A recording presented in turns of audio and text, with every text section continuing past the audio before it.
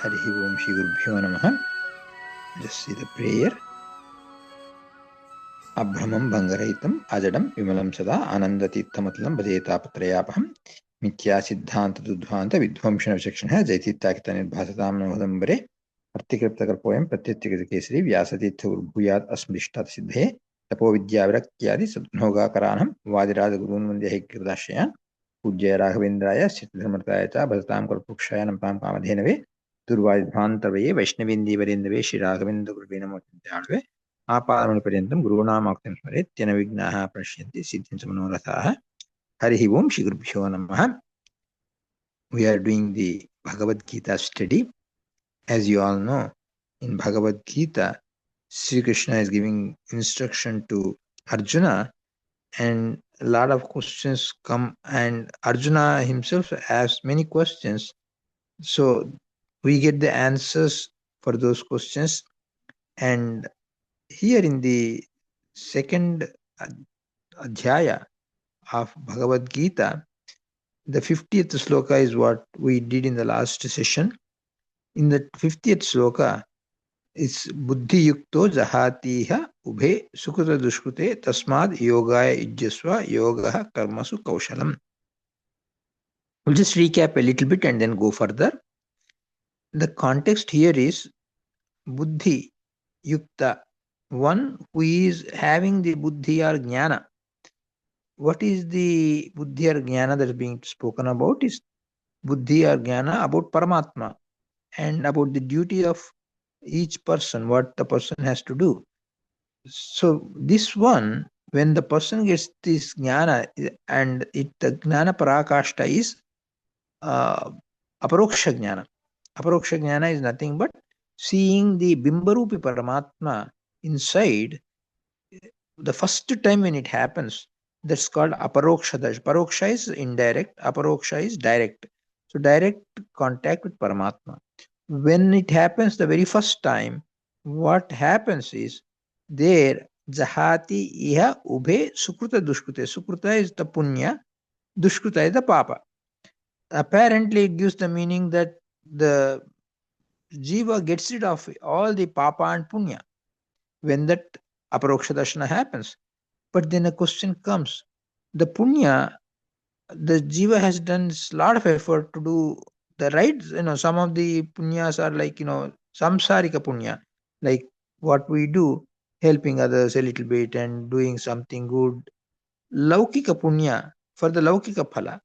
And the punya that is done with the long-term benefit, punya towards Paramatma, we call that ishta punya, anishta punya. That means the punya that is helpful for attaining the moksha is ishta punya. The punya that is for laukik, the mundane benefits, is called anishta punya. So the anishta punya is okay to get rid of, but ishta punya, we don't want to lose it, because, and also it doesn't make sense, because the very purpose of acquiring that kind of a punya is a long-term benefit. And having spent so much of effort, it doesn't make sense. When get the aproksha jnana, you get it of the good ishta punya. So here the way says ubhe too. But sukruta dukshta papa punya, there are two anyway. Why again the word to used is, there are basically three things, because ishta punya, anishta punya and papa. All the sins, then ishta punya, then anishta punya. That means the desirable punya and the binding punya, the punya that puts us in a bandha. Of the three things, the jiva gets rid of the anishta punya and the papa. These two are unwanted. So jiva gets, but again, all this is applicable for anything other than the prarabdha, because prarabdham avashyam anubhoktavyam. Prarabdha, punya and papa, both. Every jiva has to go through the punya and papa, that is prarabdha. Sanchita and agami. There are three kinds. Prarabdha is what the jiva is destined to go through. Sanchita is whatever the jiva has earned completely. And agami, the one that is going to lead in for the future binding. The currently we have some papa or punya, phala, we do something, and it leads to another karma, it leads to another karma, so it becomes agami. That means the future acquisition or acquiring of the papa and punya. Among these, sanchita and agami are the ones the jivas gets rid of. Even in sanchita and agami, anishta punya and papa is what the jiva will get rid of. Whereas prarabdha, punya and papa both will always be there, and the jiva can get rid of that only through anubhava. It has to go through the prarabdha. Prarabdha is unavoidable. But sanchita and agami, ishta punya, anishta punya, papa, among these three things, anishta punya and papa are the ones the jiva will get rid of at the time of aparoksha jnana. That is what is being told in this sloka. And Krishna says, Tasmad yogaya yujjasva yogaha karmasu kaushalam. Arjuna, for that reason, you get engaged in yoga is nothing but jnana upaya. This is the technique of acquiring Paramatma, reaching Paramatma. So, in that yoga, you better get engaged. And for that, yoga is nothing but jnana upaya. So, one who has acquired the appropriate jnana, he knows what to do, what not to do. For Arjuna, for you, Kshatriya Dharma mandates that you take part in this battlefield, Yuddha, but still offer that as a worship to Paramatma. That is the only way that you can progress on the path of moksha, the liberation. So that's why you better get engaged in this yoga marga, jnana marga, and do what is appropriate, which is nothing but doing the dharma yuddha for a kshatriya like you. And yoga karmasu kaushalam, karma among all actions, the expertise doing it in proper way is the yoga jnanopaya. That is the secret of performing the actions. So this is what is being told. And in that sloka, Acharya actually emphasizes a lot on the Swarupa Bheda between Jiva and Paramatma. Because in this case, a lot of people get confused in this context. When the Aparoksha Jnana comes, Jiva does the sadhana. When it goes to moksha, moksha is nothing but Jiva realizing that itself is Paramatma. That is the moksha. This kind of a wrong understanding about moksha is there. So that misunderstanding is removed and says even after going to the moksha, Jivatma and Paramatma are defined different only. They are not the same even after reaching the moksha. That is completely emphasized in that sloka. And then Krishna tells further information about the karmajam buddhi yukta hi phalam tyaktva manishnaha janma bandha vinirmukta padam gachanti anamayam. Krishna says what the jiva has to do is it has to give up its attachment to the fruits. It should not ponder over or it should not be get attached to the fruits of the action. Jiva has to do sadhana by giving up the desire for the fruits and performing every action as a form of worship to Paramatma. So karmajam buddhi yuktahi phalam tyaktva manishinaha jnani, by giving up the phala has to do that. And in that case only janma bandha vinirmuktaha padam gachanti anamayam. Only such jivas will reach the ultimate moksha sthiti. So Krishna explains how one goes to the moksha. And also, continuing the same flow, the next sloka says, Yada te moha kalilam buddhir vyatitarishyati tada gantasi nirvedam shrotavyasya shrutasya cha. When the antakarana, that means the inside internal organs, they realize that Veda Viruddha Vichara, whatever is against Moha Kalilam Buddhir Vyatitarishyati. The Buddhi, with that help of the intellect, Jiva gets rid of the Moha Kalilam, that means the deluded state. What is the deluded state? Not having proper understanding is the deluded state, proper understanding of the Vedas. That kind of a confusion the Jiva overcomes and gets the proper understanding. Tada gantasi nirvedam shrotavyasya shrutasya cha.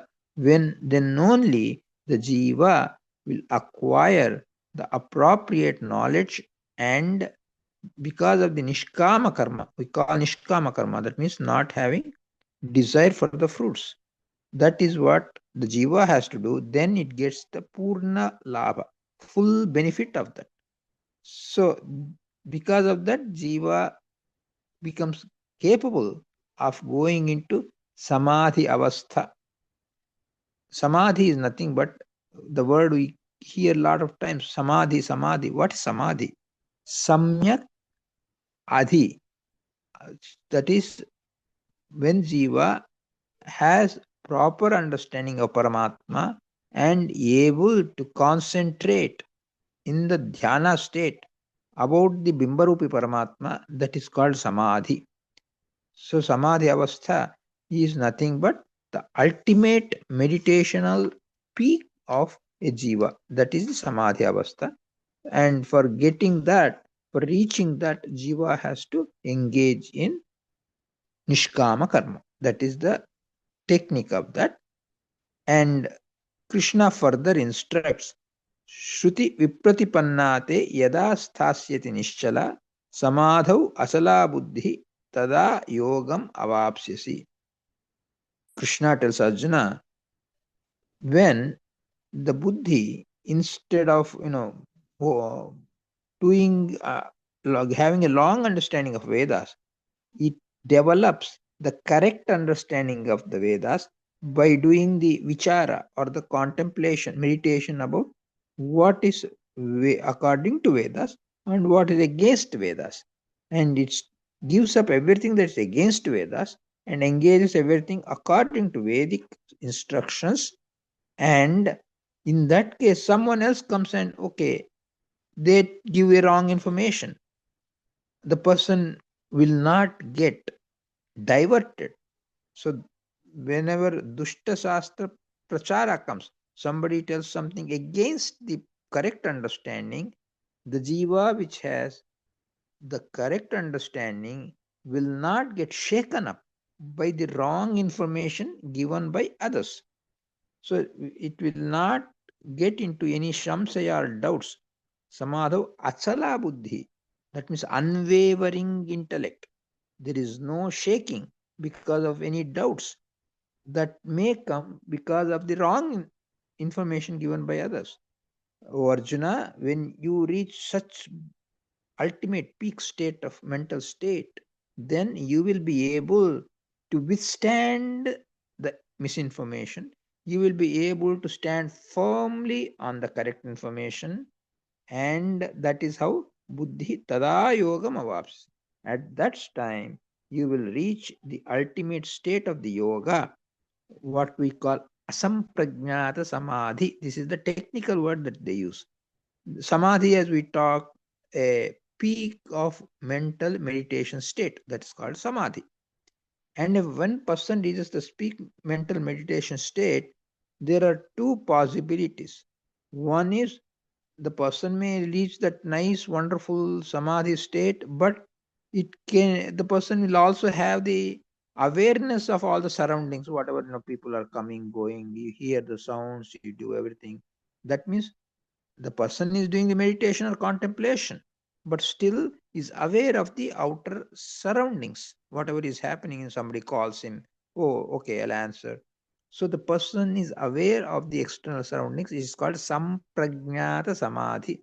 That means meditational or contemplative state where the person is still aware of the surroundings. Then the another type is the person reaches the peak state and becomes unaware of the surroundings. It's called asampragnata samadhi. A person who goes into asampragnata samadhi, what happens is, suppose you take a big drums and blow the drums putting next to the person will not be disturbed. He will be unaware of anything that is happening around him. You might have heard about the Parikshit story, where the king Parikshit, puts a snake, dead snake, around the neck of Samika Rishi, and Shamika Rishi is unperturbed. He still continues. He was in Asampragnata Samadhi, So even when King Parikshit puts a dead snake around his neck, he is unmoved. He doesn't move at all. And then his son comes and sees that his father has a dead snake around his neck and then gives a curse to whoever did this, the person will die in a week and all that. That is one example, good example for asampragnata samadhi. So this asampragnata samadhi, you will be able to achieve that. Arjuna, of course, Arjuna is already aparoksha jnani, but a jnana tirodhana happens a little bit. That means he is kind of a blocked, a kind of a screen is coming, like he's covered by a kind of a what we call moha or deluded state because of the jnana tirodhana, the reversal of the knowledge. Arjuna happens that's called jnana tirodhana, and Krishna is reminding Arjuna of the ultimate state of Arjuna. So that's how the instruction goes on. I'll pause it here so that people have any questions are there. They have scope to ask the questions. Hare Srinivasa, any questions are there, you can feel free to ask.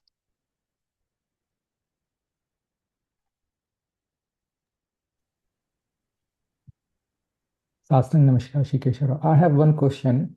Yeah.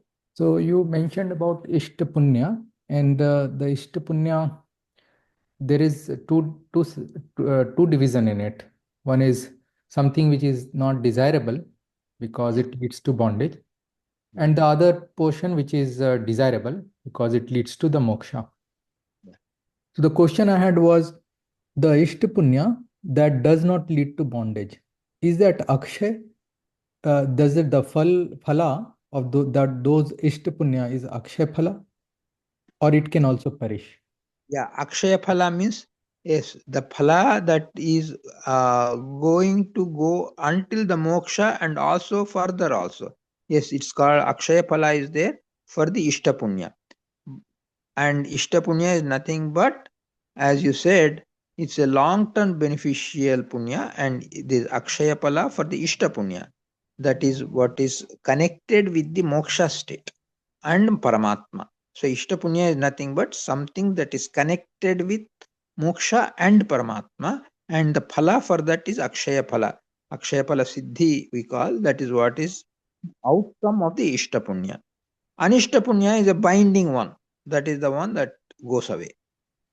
So after experiencing the effect of the punya, it will get finished. Yeah, when the first Aparoksha Darshana happens, at that moment, the Anishta Punya goes away. And Papa, which is Sanchita and Agami only, not Prarabdha. Okay, and Ishta Punya, which is leads to the moksha, that is always, it is the only, there is no chaya in that one. It's always the result of those punya is always Akshay. Yes, and the Ishta Punya that you have accumulated so far, it continues to be there, and its phala or fruits are experienced in moksha state. So that's why it continues to be there. It will go away and lead finally to moksha. Once you reach the moksha, then the question of Ishta Punya, Anishta Punya, nothing is applicable. In moksha, the sadhana ceases. Only the enjoyment is there. So the Ishta Punya, the effect of the Ishta Punya is leading to the moksha, but after the moksha, there is no need for any papa or punya. The moksha is a state where nothing is needed. No Ishta Punya also is not needed. No papa, punya, nothing is applicable in moksha. Once a person or jiva reaches the moksha or liberated state, the Ishta Punya also is not needed. Just, because of the Ishta Punya, the person gets moksha and moksha ananda. So there's the fruits of the Ishta Punya. So while enjoying the fruits, then you don't need any. So already the phala of the Ishta Punya continues because the Akshaya, why it's called Akshaya? Because moksha is infinite, endless. That's why it's Akshaya. So Ishta Punya phala is Akshaya because the phala continues till eternity. That's why it's called Akshaya. That means it is never diminished. So then There is no further accumulation of Ishta Punya or Anishta Punya or Papa. Nothing is applicable in moksha. Moksha sadhana ceases. There is no more sadhana in moksha. Okay. So just a follow-on question on that one. Is there some simple way of acquiring Ishta Punya? Yes, the simple way of acquiring Ishta Punya is doing the karmas without any expectation of the results as a form of worship of Paramatma. Whatever good deeds we do, the good deeds only we do, bad deeds we don't get engaged in any bad deeds. The good deeds also we do not with any expectation of the results, but saying, oh, this good deed I am doing as a worship to Paramatma. So that is the only anusandhana. So the simplest way to accumulate or acquire Ishtapunya is nothing but doing the good actions without expectation of the result and as a form of worship to Paramatma. That will all be Ishtapunya only. Always. Okay, धन्यवाद. नमस्कार. Mama Namaskara, Sheshgiri. Shri Raghavendra ಸ್ವಾಮಿಗಳು ಏನು ವರ ಕೊಡ್ತಾ ಇದ್ದಾರೆ ಅದಕ್ಕೆಲ್ಲ ಅನಿಷ್ಟ ಪುಣ್ಯ ಅಂತ ಹೇಳ್ತಾರೆ. They say that it is basically whatever Sri Raghavendra Swamiji acquired through Anishta Punya. Yeah. So Yeah. I wanted some explanation with respect to that, Mama. Great, exactly. So, as you all know, Raghavendra Swami is Aparoksha Jnani. So, Aparoksha Darshana happens, then all his Anishta Punya should go away. So, if all his Anishta Punya goes away, how can he give his Anishta Punya to others? The answer for that is, when Raghavendra Swami acquired Aparoksha Jnana, yes, his only Ishta Punya stays, all Anishta Punya and Papa goes away. But Anishta Punya is not needed for Raghavendra Swami. So he puts like an escrow account. You heard of the escrow account? Escrow account is like something that's there and it belongs to two parties, other side. So we put it like a neutral account, escrow account. So like that, Raghavendra Swami has gotten rid of the Anishta Punya, which is not at all needed for him. But whatever devotees come to him, they need something of the Anishta Punya result, whatever, like for example, Raghavendra Swami did some karma where he will get children, good children. Suppose he did that punya, but he is now doesn't need anymore. He is not interested in his children or anything like that. So he doesn't need, but people, his devotees, somebody may come to him, they may need a children. So in that case, what Raghavendra Swami does is, he is kind of connecting the two, in the sense even that person has to do some punya. So basically it's a complex process where the devotee, the bhakta that goes to Raghavendra Swami, he would have done his own part of the punya, and Raghavendra Swami has done his part. So whatever karma we do, we enjoy only that phala from our karma. We cannot get the phala of someone else. Somebody does that some action, his phala we don't get just like that. But what happens is, this person has done some punya, Raghavendra Swami has done his punya, so Raghavendra Swami connects the two. So that means his Anishta Punya and the punya of the devotee, they are linked. So because of that, he passes on the fruits of the Anishta Punya to the person, and the person also would have done some good action to acquire that. So basically, the bhakta or the devotee of Raghavendra Swami has done some punya where he is able to get the Anishta Punya phala of the Raghavendra Swami, whatever he has done. He has gotten rid of all the Anishta Punya, but they are put on escrow account, and that is being passed on to the devotee. So the devotee would have done some karma to acquire that. So everybody needs to do some karma. Nobody will get a result, like freebie is not there. Nobody gets a freebie.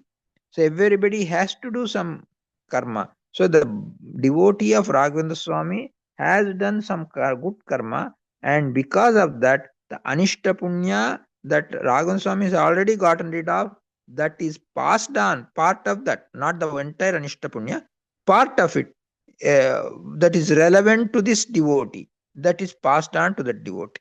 So that's how the whole process happens. Thank you very much, Gurugale.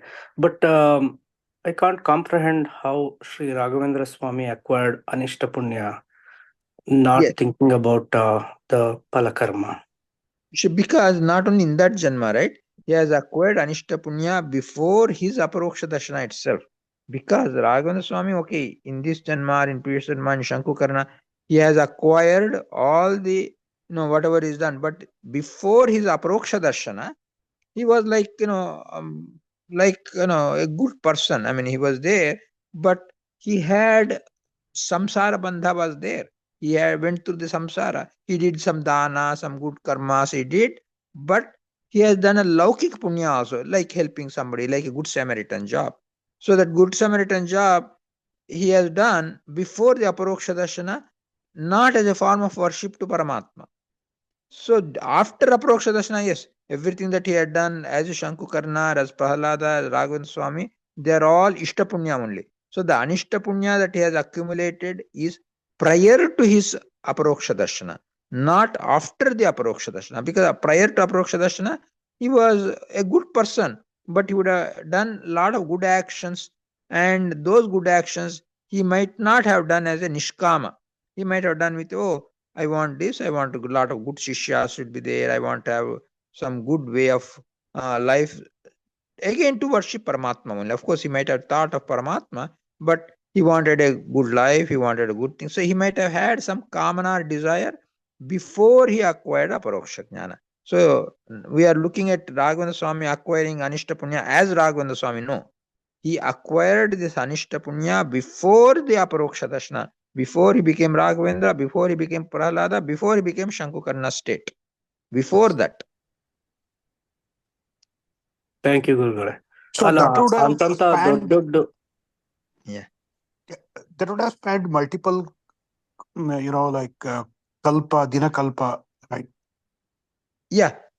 What happens is, like, for all ordinary beings like us, we have only in one Brahmakalpa itself, we have a small portion of that only is our sadhana. So it is much less than one full Brahmakalpa sadhana for us.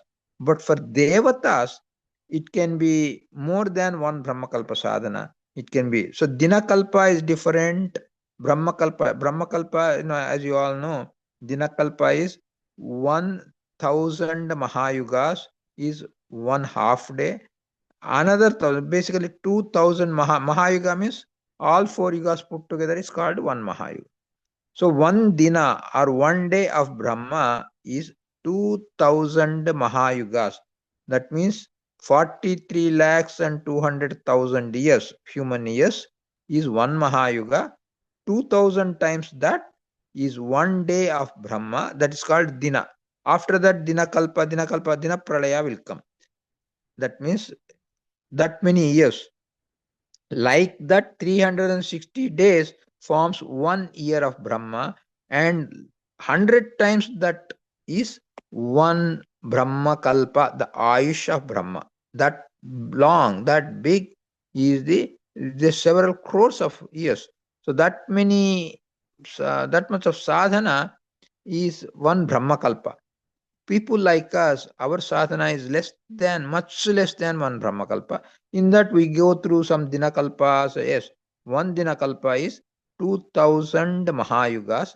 That is 2,000 times 43,200,000 years is 1 Dina. And Dinakalpa happens at the end of that time.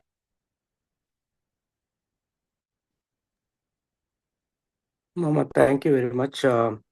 I mean, when great sadhanas, Jiva like Sri Raghavendra Swami went through such kind of thing and acquired Anishta Punya, whatever the Punya that we are doing, pretty much it's all 99.9999% is Anishta Punya only, right? Yeah, that's fine. See, Anishta Punya is not that bad in the sense it is needed until Aparoksha Darshana, because like you need a good life, you need a good way of doing things. People, the Anishta Punya also is bandhaka in samsara.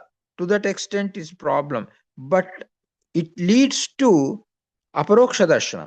When the aparoksha darshana happens, we get rid of the anishta punya. So anishta punya is not completely undesirable. It is a bandhaka, but it may help us. See, we can use anishta punya to have a good life, and during that good life, we can acquire ishta punya. So anishta punya can be a tool to acquire ishta punya. So it's not that bad. Anishta punya means, oh, it's very, very bad.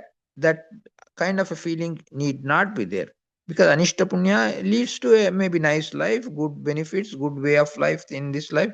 We all desire for that, because we are not so high great souls, so we want some nice things to happen to us, but that will happen only with anishta punya. So anishta punya is not that undesirable. We can use anishta punya and its phala, having nice life, to acquire ishta punya. So it can be a tool to acquire the ishta punya. So it's not that bad. Thank you, Mama. I mean, that's what I've heard. Sri Raghavendra Swamigalu, he gives chocolates for what we are doing as a anishta punya, and then take us towards the final moksha path, actually.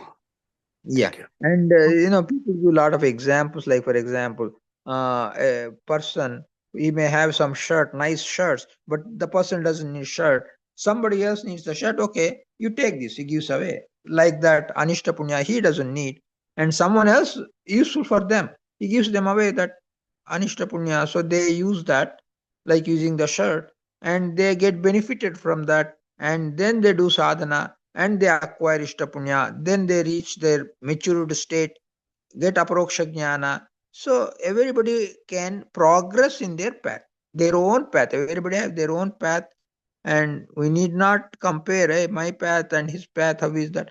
So Raghavendra Swami is like for emulation. Oh, see, he is such a great soul. He went through all this process, and because of his great knowledge, whatever he tells, we follow those steps. Thank you, Mama. Namaskar.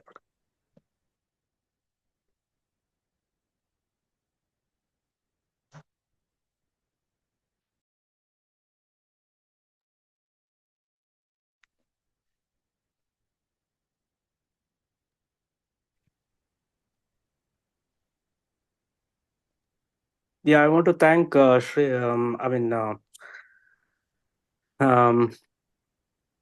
Yeah, I'm happy, like, you're coming and taking interest in all this.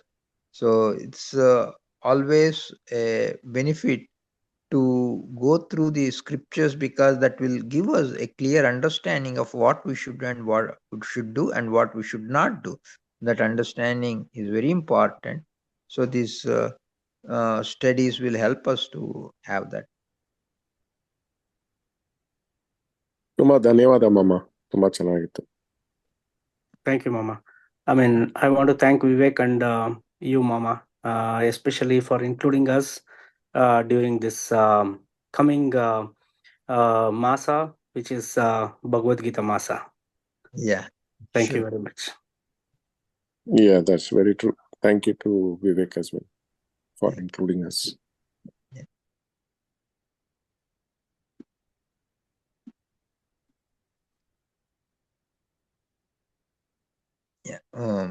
We conclude the prayer. Prata sayantam sayadi prataram tata yat krom jagannatha tadastu tava pojana pratak kaladikam nitya naimittikam karma tata. So we offer everything that we do to Paramatma, and we conclude this. Keshavaradhanarthaya karishyeham tavagneya. ನಮಸ್ಕಾರಗಳು ಮಾಮ, ನಿಮ್ಗೆ ಮತ್ತೆ ಮಾಮಿಗೆ. ಹರೇ ಹರೇ Srinivasa. Hare Hare Srinivasa. Hare Srinivasa. Hare Srinivasa. Namaskaram.